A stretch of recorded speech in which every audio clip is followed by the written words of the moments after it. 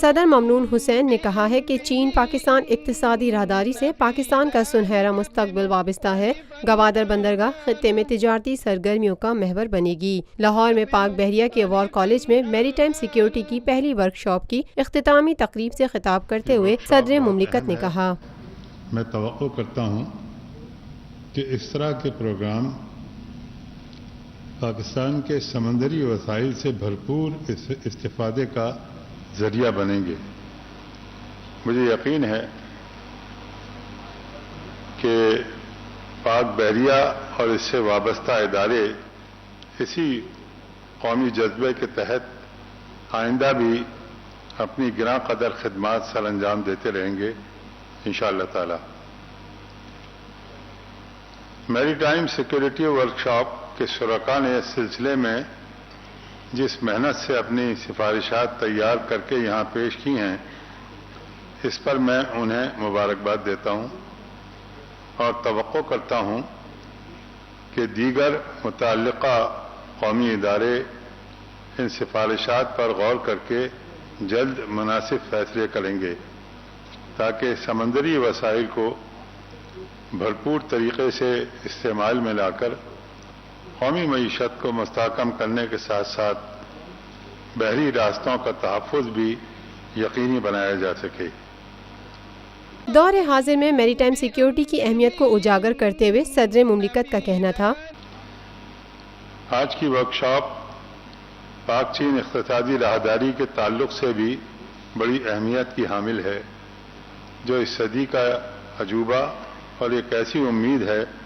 جس سے اقوام عالم اور خاص طور پر اس خطے کا سنہری مستقبل وابستہ ہے۔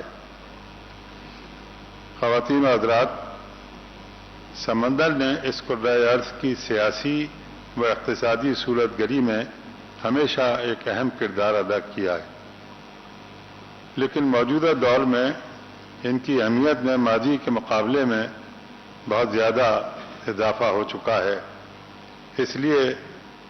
عہد حاضر کو بجا طور پر سمندروں کی صدی قرار دیا جاتا ہے۔ آنے والے دور کے ان حقائق کو پیش نظر رکھتے ہوئے ضروری ہے کہ دفاع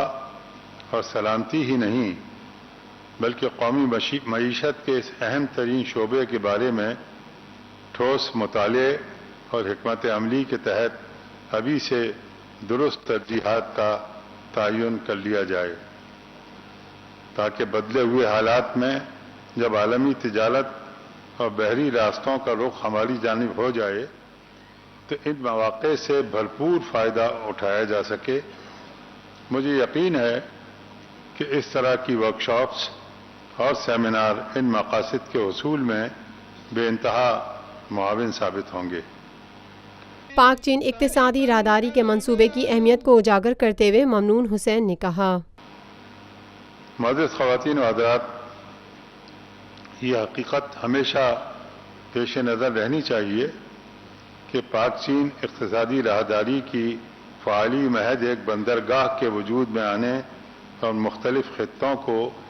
ایک شاہراہ کے ذریعے باہم ملانے کا کام ہی نہیں کرے گی، بلکہ بری بحری دونوں شعبوں میں انفراسٹرکچر کا ایک ایسا عظیم الشان جال بچھ جائے گا کہ تاریخ میں جس کی نظیر مشکل سے ملے گی۔ پاکستان کے بحری وسائل کو بروئے کار لانے کے ضمن میں ضروری ہے کہ اس حوالے سے ہمارے ذہن میں ایک واضح نقشہ موجود ہو، کیونکہ اس معاملے کا تعلق صرف بری و بحری آمد و رفت تک ہی محدود نہیں ہے۔ پہلی میری ٹائم سیکیورٹی ورکشاپ کی اختتامی تقریب سے خطاب کرتے ہوئے صدر مملکت ممنون حسین کا مزید کہنا تھا، بلکہ اقتصادی راہداری کی فعالی کے بعد ہمیں بعض دیگر ضروری شعبوں پر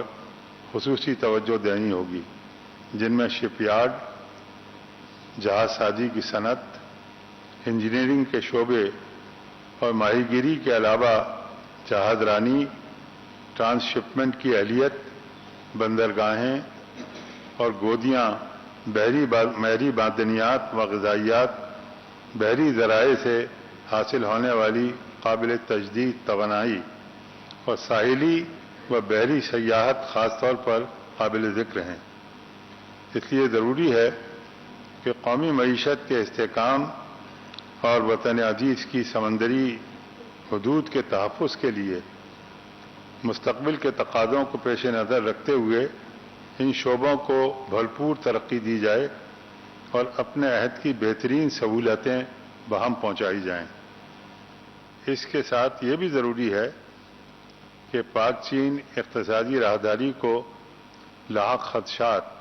اور خطرات کو بھی پیش نظر رکھتے ہوئے اس کے تحفظ کے لیے بھی خاطر خواہ اقدامات کیے جائیں۔ اللہ العظیم۔ Lotus Lake Towers, a groundbreaking endeavor by Lotus Properties.